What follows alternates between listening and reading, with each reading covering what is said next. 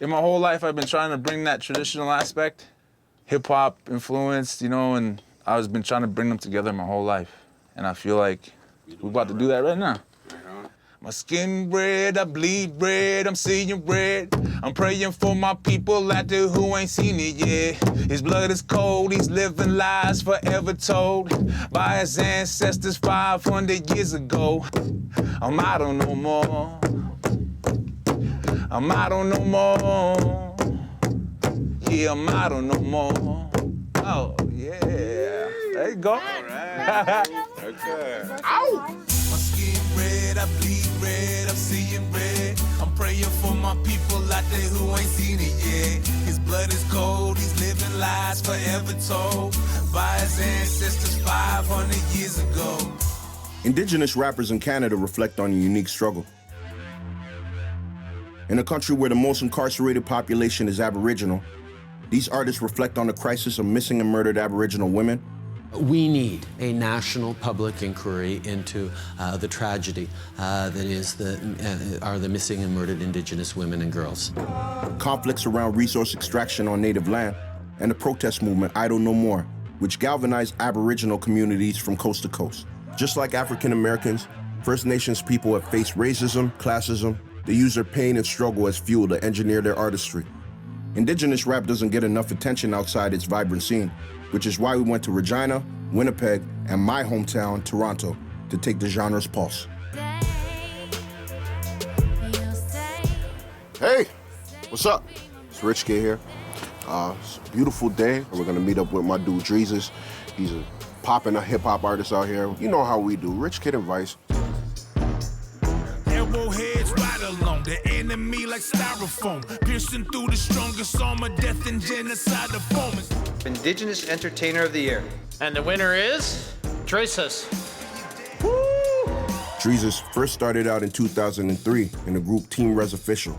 They were the first Indigenous artists to reach #1 on Much Music's Rap City. With his solo career on the rise, Drezus has made it his mission to give back by mentoring First Nations youth across Western Canada. Yo, what's up, my man? Saying, bro. How you doing, fam? You good? Yo, welcome to the 306, brother. Thank you.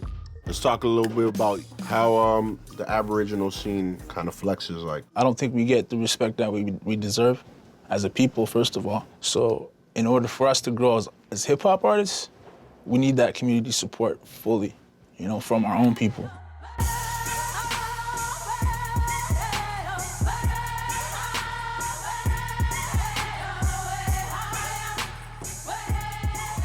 Regina, we about to feed the hood.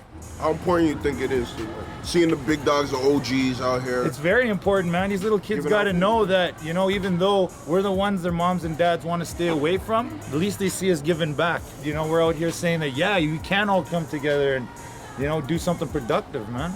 Besides what happens when the lights go up. That's as real as it gets. I got the bullet wounds to prove that, you know, it's tough out here. But I also got little kids out here showing that, yo, you don't need to be doing that, you know? The world we live in right now, it's real dark. We're real segregated. We're really, you know, judged as bad people, you know, that don't really do much. But we trying to do much, man. And we're real culturally based, and that's what it is, man. 306, make some noise! Yo, I need everybody to get wild with me. Yeah! Okay, y'all ready? First, you should know that I am breathing through the fire. Infused skin, the color of my desire is the color of my skin. So divided on my kin.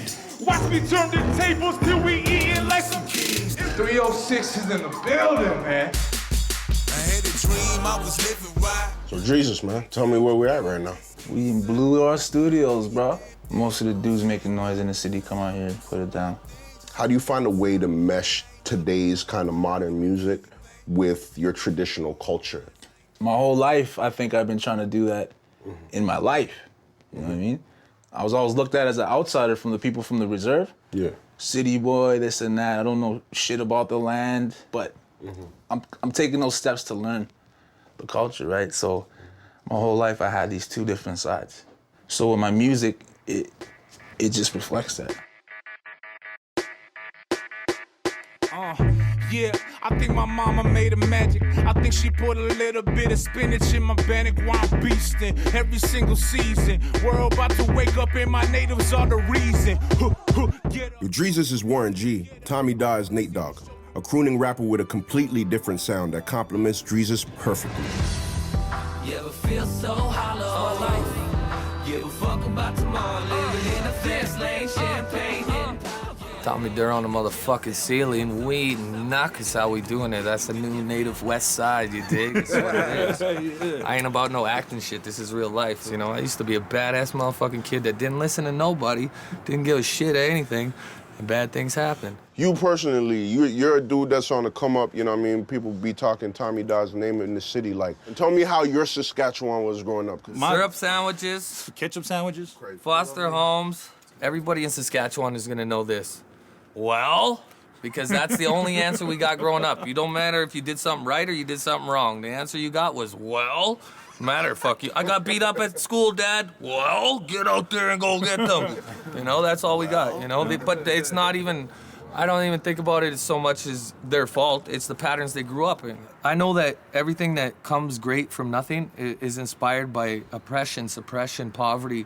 I know I've been in personal conversations with all of these guys at one point at one of our shows where somebody came up to us with tears in their eyes and said that I wanted to kill myself. But when I heard your music, it made me not. And you inspire me. And that shit, like, you know what? Made my fucking eyes water. We're on our way to meet Drezus' grandma, KOKUM HELEN, a survivor of Canada's residential school system. Residential schools were government-sponsored religious schools established in the 1840s to assimilate Indigenous children into European Canadian culture. About 150,000 First Nation children went through the residential school system until the last one closed in the 1990s. Children in residential schools suffered massive abuses and more than 4,000 died. This is my grandmother, AKA KOKUM HELEN. KOKUM HELEN, nice to meet you. Nice to meet you. Your grandson, he's a very well-known hip-hop artist. Yeah, I'm proud of Tirma.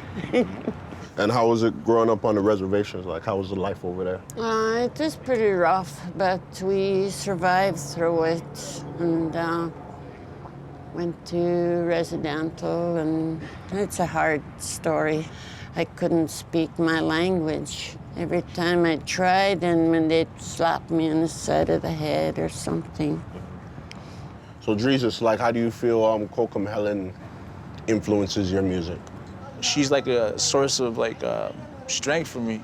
She made it this far, and she has this whole family who loves her, who looks up to her. Like, I want to be there. I want to be that person for my family. For her to make it through all that stuff that she went through in residential school, and especially Regina, where it's just, you know, there's a lot of racism, tons of racism. It's in your face, slap you in the face type racism. You know, she's definitely a source of strength, you know. So are we gonna get a feature from you on any track soon? Drezus featuring KOKUM? No, I don't think so.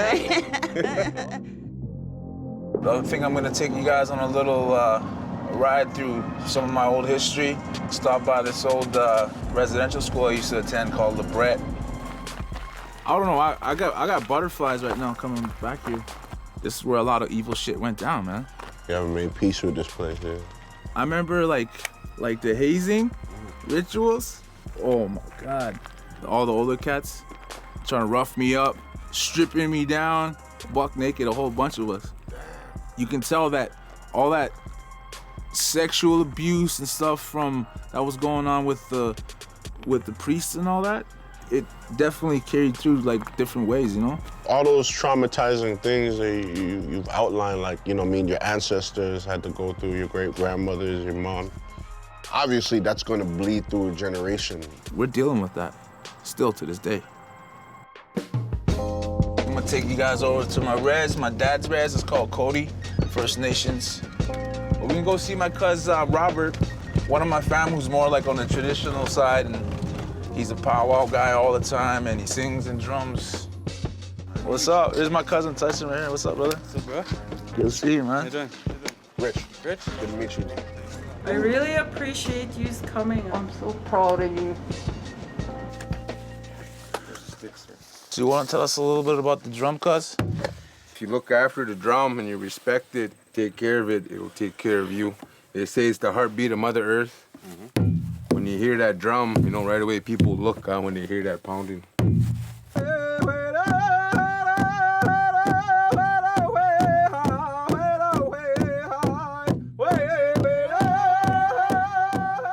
Man, I'm just overwhelmed by the love.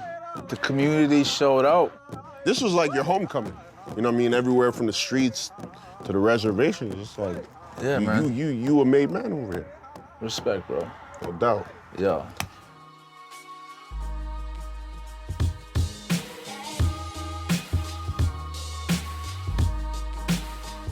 We're here in Winnipeg, Manitoba.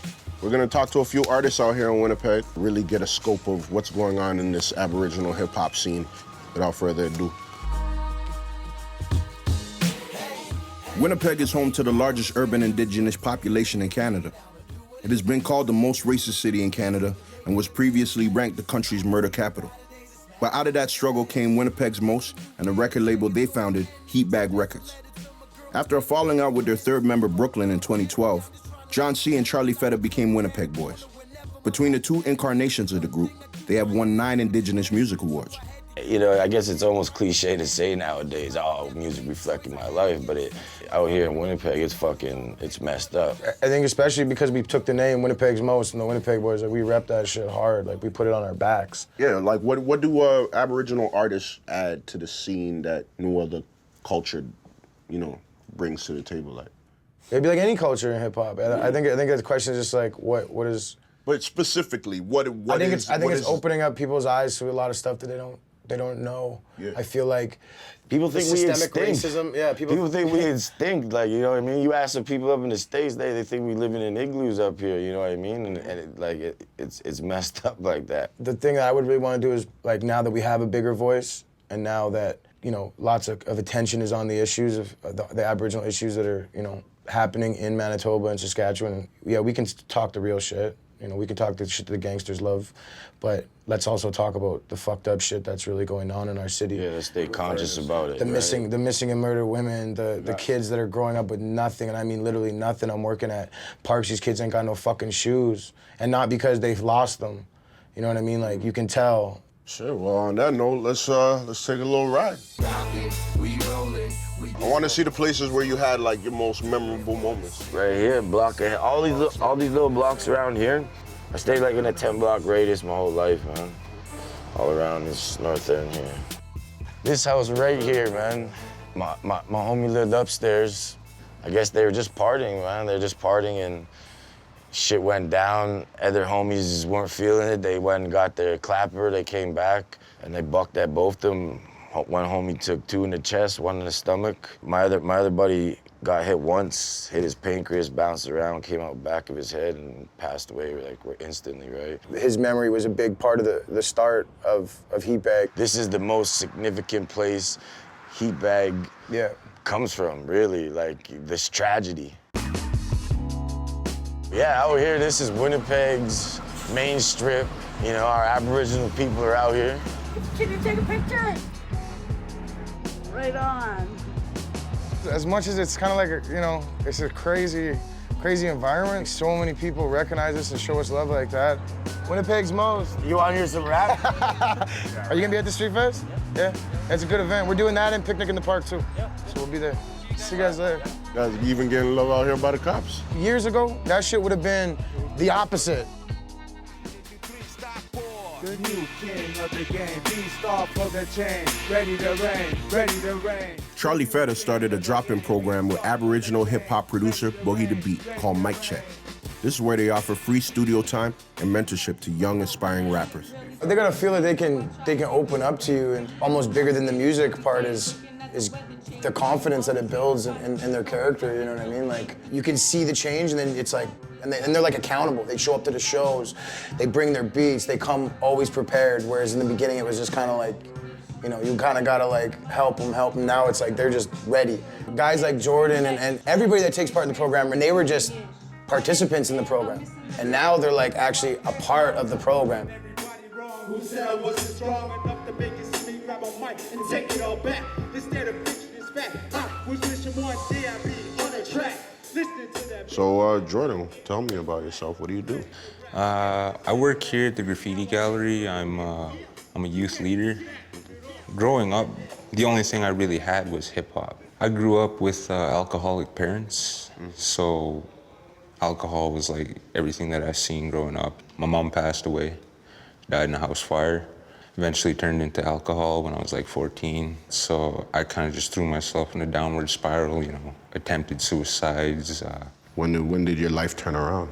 I think as soon as I committed my first offense and I got out in 2015 and I went to a treatment center. I completed a 2-month program there. I'm starting to get people that I've seen come through here on the streets, you know, and they're like, you know, hey, you know, you're doing good, you know, I see you, you know, they want to see me make it, you know, and I want to see myself make it too, but, you know, there's those lines that I gotta cross. 14 years old, not a goal in my dome. I only wanted to smoke loud, puff the world. I got caught up in a life that I couldn't keep up with. Racing against time and the clock was my culprit. This is all I got done so far. T-Rhyme is a new voice in the hip-hop scene. Now with Drezus as a tour mate and supporter, she has a platform to project her distinct style and become a face for Indigenous women. I mean, growing up where I grew up, I had nothing. Like, I didn't even know I could record my own music until I was 18, 19 years old. I had no idea because you never heard about artists from the Reds making it real big. This is your first time in Winnipeg, no? Yeah, this is like my first time coming here. So tell me, like, what is most of the subject matter and content in your lyrics? I'm going to be focusing more on issues of like the missing and murdered women and basically just storytelling of my experiences. So with all the things that I'm hearing in the news about, you know, the missing and murdered Aboriginal women, how do you feel? Does that make you feel safe out here? Like, because a lot of it is happening in the prairies. And definitely, it makes me feel uneasy in the sense that I know my worth. And for somebody else to devalue who I am based just on the color of my skin, I don't want to be seen as any less than the next person. Yo, shout out Aboriginal Music Week in the building. Shout out my fucking homegirl T-Rhyme. Can I get Winnipeg boys up to the spot? Everybody in the party, put your hands up! Want me at the game, but I tell her this is all that I know. I could've took it out of 5, but the hustle life is what I chose. It's not real easy out here. It's just interesting being on a trip like this, learning more about Aboriginal communities. And some of these artists I've already heard of before, so now coming out here, meeting them, it makes me find a new appreciation for the way they come up. The struggle they went through is kind of unmatched. Toronto, my home, my lair. It's been a fun trip so far, featured a lot of artists, but today, you may know him, you may not know him, but he's an instrumental part of this whole Toronto music scene. From Maestro to Drake today, he's engineered some of the best artists. My man, David Strickland. Bear with me. Had some ankle surgery. Oh, what up, son? Yes. How you Good? doing, brother? Yes, good to see you. Come on, I'll give you the tour. These are my favorite pieces right here. And as you can see, we got the plaques. It's a light-skinned wonder himself. You know, this is more of like a showpiece. A lot of us in the community in Toronto, our goal has been to get an artist from Toronto on that level to blow up in America. And this represents that. Big up to OVO for that. Big up to the OVO takeover. I guess maybe 4 or 5 songs I did on this. At the end of Say, which is the Lauryn Hill Method Man song, you'll hear me inhaling a blunt. So, Gord, man, like, I feel like you're an essential staple in Toronto hip-hop. And for me personally, I have a history with you, you know. And I didn't know you were native till now. Like, what led you to this point of, like, going back to your heritage and seeing where you're from? You know, I didn't grow up with my traditions, and things weren't passed down. And back where we're from, you kind of like had to hide that, right? For me, as I became an adult, I started reconnecting and wanting to be able to teach my kids and you know, pass things on to them, like language and ceremonies. And I needed that in my life. And that's why I display that with my hair and wearing certain things and just being proud. Let's go check out Gordo's Toronto. Let's go around and see the spots that made you you. You know, I'm gonna take you back to where it all started. I always say Scarborough bred, Scarborough dead. So here you go. It's like we're being greeted. G-checked. This is where I got my start. We used to drink in the park, smoke. We used to have jams. We used to do a lot of bad stuff. I'm not gonna front. You know, you just had all the different ethnicities in the melting pot. And I didn't realize how many friends of mine I was surrounded with that were native, right? We're just kids. We didn't really, you know, it's, a lot of people in Toronto, you don't watch that no more. You don't watch the race, you know? You don't watch, you're just your friends. You're your friends. How long has it been since you've been in here? Oh, at least 25 years. My mind is just being flooded with memories. Watching shows, getting in fights. We didn't have any First Nations rappers at then. The scene now has kind of like gotten to the point where we're flourishing now. We have, you know, like city natives, we got HELEN back, we got Winnipeg Boyz, we got Drezus. It's beautiful to see like my brothers and sisters take that and use that as a vehicle to get the message out. The spirit of hip hop has always been here. Back in the day, you know, we had the drum, the big drum and the drummers, and that was our DJ, our storytellers and our singers, and those were our MCs. So basically the spirit of hip hop has always been here.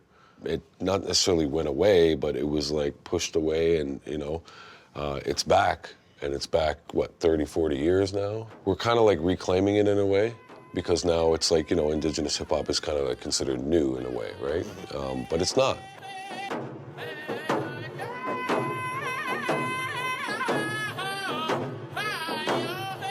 Here at the Health Center, we offer primary health care. We're trying to give people that education for their spirit, their health, their personal well-being.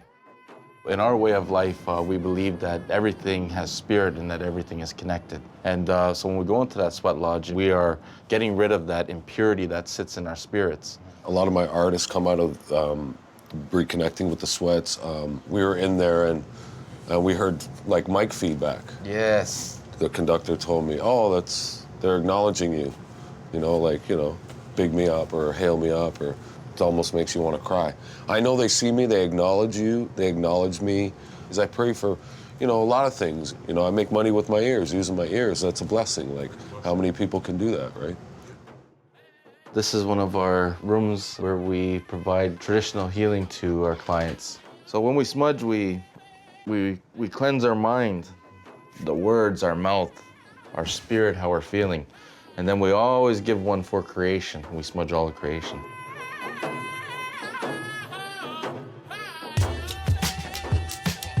David has started using his skills to help Indigenous rappers like Q-Rock. David engineered and helped produce Q-Rock's album Pass the Torch in 2015. As soon as I woke up with Q-Rock, the first thing I said was like, yo, you know, we got work to do. At the time, not knowing that everything we did was already predetermined and planned, like the spirits already lined it up. So hooked up and just, we went in hard, right? Ain't nothing old you can say about gold. Reminisce Pete Rock when hip hop had soul. This is for future blocks, new to the old. We've been told this, you know, through like so many of the teachings. Like our ancestors said that when the world was in a rough place, people were gonna come to us to get reconnected again. And I believe hip hop is one of those channels, one of those mediums that we can use. Do you think Native artists are getting the respect that they deserve yet, or do you think it still has a long ways to go before they reach mainstream status? Like I don't like ever put myself into the category of saying Native hip hop, because there's no such thing. Whoever like comes to the drum that you're playing, those are your people. There's no, you know what I'm saying, there's no color to that. This is just like, that's hip hop. So I'd love to see Native artists like look at the world standard, you know what I mean? And go by that standard.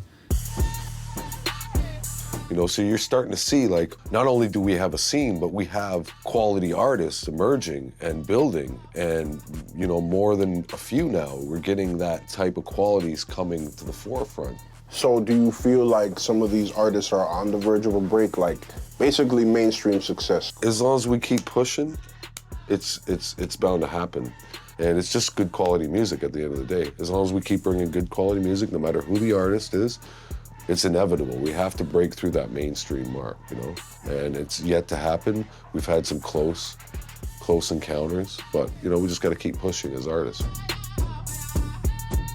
People of different colors and races relate to hip hop because of how you can express your hardships, struggles, and inspire others from it.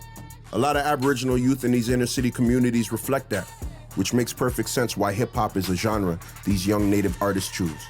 These guys have a voice. Their voices need to be heard, especially in hip hop, because, you know, hip hop is the music of the struggle.